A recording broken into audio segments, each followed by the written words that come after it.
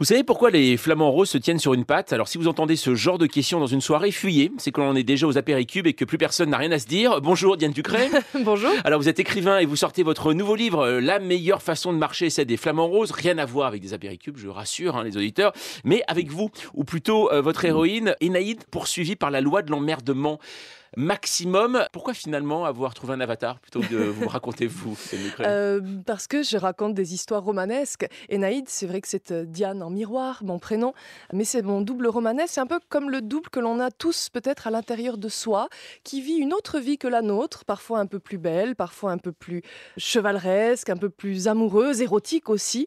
C'est un petit peu le héros de notre aventure intérieure, sauf que là, c'est une héroïne catastrophe quand même. Ah oui, on le voit. Alors, il y a un roman alors, dans lequel se mélangeait aussi bien rupture, Pays Basque, Caraïbes, abandon, et tout commence donc par une scène de rupture à Gdansk, en Pologne.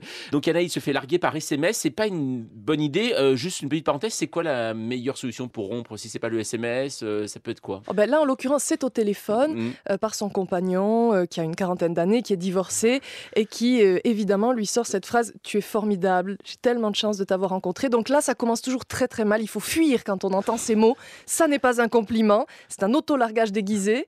Et puis, j'ai pas envie de recommencer tout ça. Est-ce qu'il y a des meilleures façons de rompre en fait finalement? Ben, pas celle-là, Oui, d'accord, oui, je en crois. l'occurrence.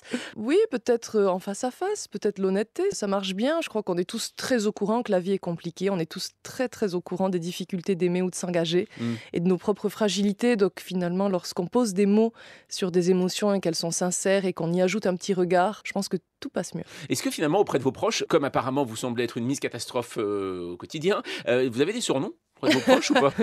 Non, non, c'est vrai, j'aurais pu, mais c'est pas le cas. C'est vrai que c'est la loi d'Énaïde que Mm. j'ai trouvée, parce qu'on connaît la loi de Murphy, vous savez, qu'on résume en se disant que la tartine tombe toujours côté confiture. La mienne, elle est différente. La tartine, elle tombe côté confiture, sur le pantalon blanc, finit sa course sur des chaussures neuves.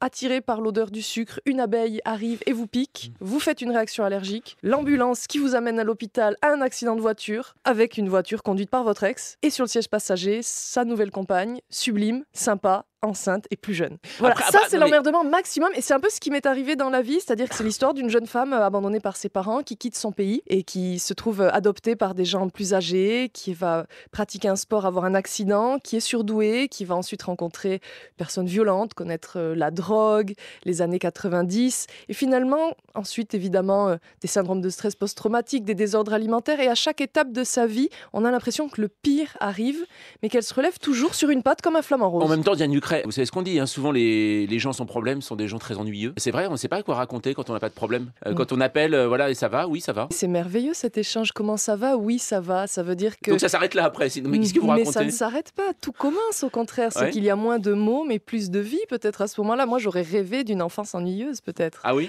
Oui, j'ai pas eu le temps de m'ennuyer. La vie m'a poussée à d'autres choses, notamment à combattre le handicap ou à combattre Voilà, parce que vous avez la un accident de violence. cheval. en Oui, effet. et donc en fait, le titre, La meilleure façon de marcher, celle du flamant rose, c'est tout simplement parce que j'ai boité pendant de nombreuses années sur une jambe. Sur la couverture de votre livre, il y a comment s'aimer soi-même quand la vie fait tout pour l'empêcher. Moi, ça m'a fait penser aussi à certains livres, vous savez, de bien-être qui marchent très fort en ce moment. Et il y a des titres assez étonnants comme Conversation avec mon bonsaï, voilà, pour aimer la vie, ou Être soi-même, c'est être avec l'autre pour chacun, mais moi avant, enfin bref, etc.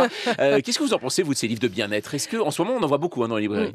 Alors c'est justement ce livre, même s'il raconte des choses très dramatiques et très humoristiques, vous l'avez compris. Bien sûr. Et donc évidemment, on prend le contre-pied un peu de cette littérature feel good ou bien-être, tout simplement parce que moi je trouve ça insupportable. D'abord, on entend partout qu'il faut être résilient. Je ne sais pas comment on fait pour être résilient, pour accepter. Moi, il me sont arrivées des choses tout à fait inacceptables. J'ai eu parfois l'impression de pleurer jusqu'à ma bile, de faire semblant d'être vivante, alors que je souffrais intérieurement. Et de lire partout, il faut s'aimer soi-même. Oui, mais si tu rencontres des hommes pas prêts à s'engager, c'est parce que tu ne t'aimes pas toi-même. Oui, mais comment on fait? Et finalement, je trouve qu'on fait de ce bonheur ou de ce bien-être quelque chose de très normatif, qui nous culpabilise, les femmes beaucoup, les hommes aussi, puisqu'ils sont aussi touchés par le phénomène, ils sont des femmes comme les autres. C'est vrai. C'est vrai. Un homme sur deux est une femme. Donc Mais voilà, d'ailleurs, c'est ça. Mais en effet, j'ai décidé de prendre le contre-pied en montrant que comment s'aimer soi-même, c'est pas grave, la vie nous pousse à tout l'inverse. Il y a des jours où je suis pas très folle de moi, et puis d'autres où ça va mieux, et on peut en rire, on peut rire de ces drames, de ces malheurs.